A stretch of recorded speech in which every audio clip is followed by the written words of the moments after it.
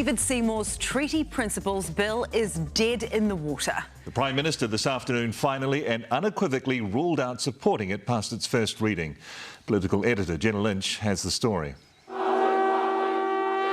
He came, he saw, he repeated his speech. 183 years ago, 184 years ago. The PM telling AM today the deja vu was by design. Well, look, it's very deliberate. We want a consistency of message. You know, what I've felt about the treaty is what I've felt about the treaty for a long time. Hitting the replay button, an effort to convey he hasn't changed his position on the treaty. Crown and Māori came together to sign the Treaty of Waitangi. In fact, he fancied it so much he's planning to repeat it next year. What I felt in 2023 will be what I felt this year, and that's actually what I'm going to do next year. David Seymour's bill to redefine the treaty principles, creating so much anxiety and angst. You know, where are we at on treaty principles, Bill? Yes, it's caused some tension, no doubt about that. I understand that. Despite that, the PM chose not to address it in his Waitangi speech. Today, though, stepping up his defence a notch, saying he had to accept it in negotiations or risk sending Kiwis back to the polls. For the ACT Party, that was a bottom line in their negotiation. We took a lot. It was one of the major sticking points in the negotiation. We came to a compromise, and what we agreed to is we'll support it to first reading, but not beyond that. Did you threaten going to a second election? No, I've never made an explicit threat like that.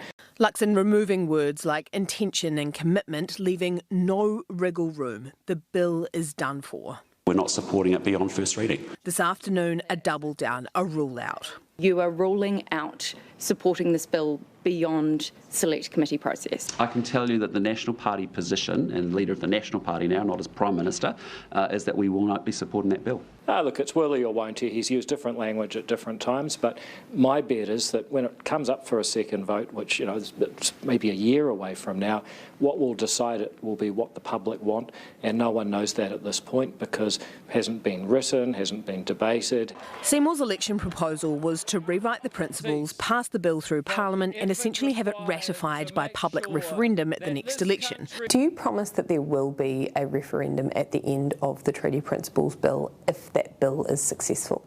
No, it's quite possible that the legislation will pass and the job will be done. Parliament has finally spoken. You could fundamentally change the constitutional arrangement of our country, basically, with 8% of the vote. No, that's not accurate. We can make a proposal that the majority of New Zealanders could choose to adopt. Potentially, though, without a public vote. Well, they would have to support a parliament that voted for the law to go through, and they have elected that parliament. The parliament that they elected said that they wouldn't support it. And as I say, they may well change their mind. Changing the minds of 50 or so MPs significantly easier than convincing more than half of New Zealand's voting population. You've said you're opposed to the referendum. Are you actually opposed to defining the treaty principles if yes. there is not a referendum? Yes. Yeah, the same action would happen. Yep. Perhaps the most important mind for Seymour to change, seemingly unwilling to shift. Well, our political editor, Jenna Lynch, joins us now. Kia ora, Jenna. All right, so if, as we now know, that there is absolutely no way the National Party is supporting this bill, what is the point of all this? Yeah, legislatively, there is no point. The bill is done for, but in supporting this to Select Committee, Christopher Luxon admitted today that the divisive debate that he was wanting to avoid by supporting a referendum will likely play out anyway. We will still go to that Select Committee process. The public will have their say. This will get a public airing and it's still likely to get feisty. David Seymour, perhaps the most eternal optimist there ever was, told me this changes absolutely nothing. He thinks that no Prime Minister in history has ever really not cared what the public thinks, and therefore he obviously thinks the public might change the Prime Minister's mind. OK, and in some other news, Jenna, the government's back from Waitangi and announcing a crime crackdown.